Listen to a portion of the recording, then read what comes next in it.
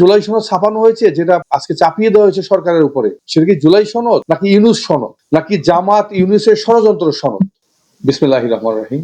প্রিয় দর্শক, আসসালামু আলাইকুম। আমরা অত্যন্ত উদ্বিগ্নের সাথে গভীরভাবে লক্ষ্য করছি দেশে একটি অস্থিতিশীল পরিস্থিতি তৈরির চেষ্টা চলছে। একটি ইসলামী দলের সাইনবোর্ড ব্যবহার করে সেখানে মানুষের কাছে মিথ্যা, মুনাফিকি, অন্যায় ভাবে আবদার করে অন্যায় কার্যক্রম বারবার মানুষের উপর চাপিয়ে দিয়ে দেশকে অস্থির করার চেষ্টা করা হচ্ছে। আপনারা প্রথম থেকে লক্ষ্য করেছেন, নির্বাচনের পূর্ব মুহূর্তে বিরোধী দলীয় নেতা বলেছিলেন যে আমরা যখন সংসদে যাব তখন আমরা কিন্তু ট্যাক্স ফ্রি গাড়ি সংসদ হিসেবে নিব না, আমরা কোনো জায়গা প্লট নিব না। আমরা সংসদ দাঁড়িয়ে কি বলতে দেখলাম, তাদের এক বাচ্চাকে দিয়ে, তাদের এক পোষ্যকে দিয়ে এই সংসদে উপস্থাপন করা হলো। আমি মুখে যা বলি, মনে যদি সেটা পোষণ না করি, সেটা কি মুনাফিকি নয়? সেটা কি ষড়যন্ত্র নয়? সেটা কি অন্যায়কে প্রশ্রয় দেওয়া নয়? আজকে দেখেন, তাদের গাড়ির দরকার, এমপিদের প্লট দরকার, বাড়ির দরকার, তো উনি নিজেই বলতে পারতেন। এই বাচ্চা যখন দাঁড়িয়ে সংসদের সামনে গাড়ি দাবি করে বসলেন, অফিসে দাবি করে বসলেন, তখন কিন্তু বিরোধী নেতা হাততালি দিয়ে খুব হাসি মুখে সমর্থন জানালেন। তা আপনি নিজে এই কথাটা বললে কি কোনো সমস্যা ছিল?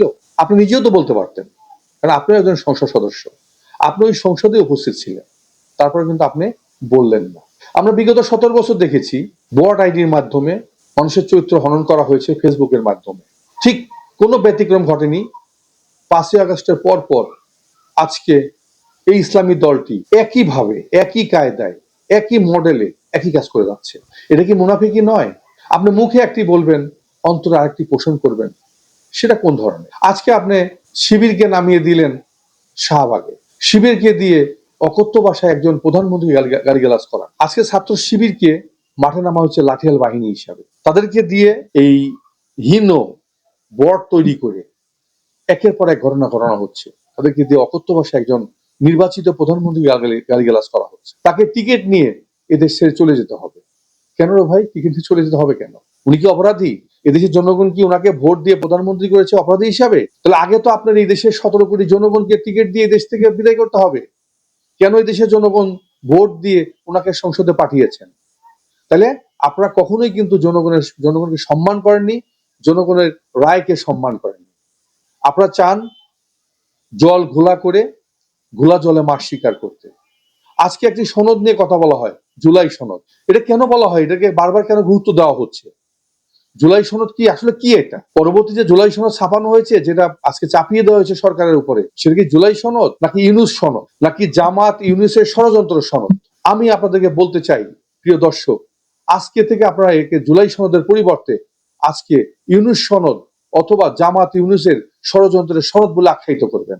কারণ এই সনদ চাপিয়ে দিতে পারলে এই দেশকে অস্থিতিশীল করা যাবে। ওনারা আসল কথা কিন্তু বলে না। যদি এই সনদ পাশ হয়, তাহলে ওনারা এই সরকারকে অস্থির করতে পারবে, এই দেশকে অস্থির করতে পারবে। ওনারা কিন্তু দেশকে স্বীকার করে না, দেশকে ভালোবাসে না, দেশকে চায় না যে এই দেশের মানুষ সুখে থাকুক, এই দেশের মানুষ ভালো থাকুক। আজকে 2 মাসের সরকার যা যা করেছে, আজকে এই তেলের যে সংকট হয়েছে, জামাত ইসলামের আমিরকে ক্ষমতা দিলে উনি কালকে গিয়ে সবকিছু ভালো করে ফেলবে? আমরা জামাতের চরিত্র দেখি নাই? 5ই আগস্টের পরে জামাতের যে বিভিন্ন মাদ্রাসার যে শিক্ষকরা বলৎকার শুরু করেছে, যে পরিমাণ নারী নির্যাতন শুরু করলো, যে পরিমাণ জেনা শুরু করলো, এটা কি মানুষের জানা নাই? আপনাদের জানা নাই? আপনারা যে পরিমাণ চাঁদাবাজি শুরু করেছেন তা কি জানা নাই? আজকে একটি ব্যাংকের থেকে ইয়ানতের নামে, বায়তুল মালের নামে যেভাবে আপনারা এই কর্মচারী-কর্মকর্তাদের বাধ্য করেছেন তাদের বেতন থেকে টাকা আদায় করতে, জুলুম না? এটা কি জালিমের শিকার হন নাই? আজকে যারা জালিম সেজে গেছেন, আজকে যারা জুলুম করেন মানুষের উপর, তারা কথা বললে আজকে 5,000 লোকের চাকরি নাই। কেন নাই? কারণ তারা থাকলে পরে আপনাদের এই সমস্ত অপকর্ম, কুকর্ম আজকে জনগণের মুখে মুখে ফাঁস হয়ে যাবে। তাই ব্যাংকের শেয়ার না কিনেও, ব্যাংকের প্রকৃত মালিক না হয়েও আজকে জোরপূর্বক মালিকানা দখল করে আজকে চাঁদাবাজি করছেন না, ইয়ানতবাজি করছেন না, বায়তুল মালের নামে কি চাঁদাবাজি হচ্ছে না? আমি দেশবাসীকে যে বলবো, আপনারা জেগে উঠুন। ওই রাজুতে কিন্তু এখন বারবার ডাকা হচ্ছে, সবাই দেশবাসী নেমে আসেন। আসছে দেশবাসী, কয়েকটা ছাত্রকে দিয়ে অন্বেষণ করাইলেন, হয়েছে অন্বেষণ, দেশবাসী সাড়া দিয়েছে। আমরা দেখেছি যে আবার গোপনে গিয়ে জুস খেয়ে চলে আসে। গোপনে গিয়ে ভাত খেয়ে চলে আসে। এটার নাম কি ভণ্ডামি নাকি অন্বেষণ? মানুষের সঙ্গে ভণ্ডামি করেন আপনারা? এখনো সময় আছে এই পথগুলো ছেড়ে, এই পথ পরিহার করে ইসলাম যেটা বলে শান্তি চায় মানুষ, মানুষ ধর্মকে বিশ্বাস করে, আপনাদেরকে বিশ্বাস করতে চায়, প্রতারণার নামে নয়। আজকে বিভিন্ন জায়গায় স্কুল কলেজ মাদ্রাসা করে নিজে নিজে প্রিন্সিপাল সাজেন, আর নিজেকে বলেন অধ্যক্ষ, নিজেকে বলেন প্রিন্সিপাল, নিজেকে বলেন প্রফেসর। এই সমস্ত ভণ্ডামি কিন্তু মানুষের আজকে জানা হয়ে গেছে। তাই অন্যায় পথ ছেড়ে আসল পথে আসেন, সহজ সরল পথে আসেন। ইহদিনা সিরাতুল মুস্তাকিম, প্রকৃত সত্যের পথে আসেন। ইউনূস সংস্কার বাদ দেন। ইউনূস সনদের পরিবর্তে জুলাই সনদ যেটা স্বাক্ষর হয়েছে সেটাই মাননীয় প্রধানমন্ত্রী বলেছেন অক্ষরে অক্ষরে পালিত হবে, এবং এটা এই জাতীয় সংসদেই পালিত হবে। সুতরাং মানুষের জন্য কাজ করেন, মানুষের পক্ষে আসেন, মানুষের ভাগ্য উন্নয়নের জন্য কাজ করেন।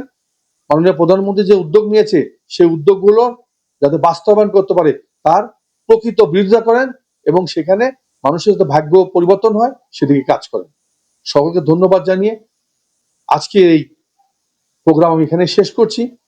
যদি এই কথাগুলো আপনাদের ভালো লাগে এবং আরো মানুষকে জানানোর প্রয়োজন মনে করেন, লাইক এবং শেয়ারের মাধ্যমে এটা দেশবাসীকে জানিয়ে যাবেন, যাতে সকলেই সচেতন হয় এবং এই বট বাহিনী, এই গুজবকারী, এই ইয়ানতের নামে চাঁদাবাজকারীদের সাধারণ মানুষজন রুখে দাঁড়ায় এবং এদেশে যেন শান্তি আসে। সবাইকে ধন্যবাদ। আসসালামু আলাইকুম ওয়া রাহমাতুল্লাহি ওয়া বারাকাতুহু।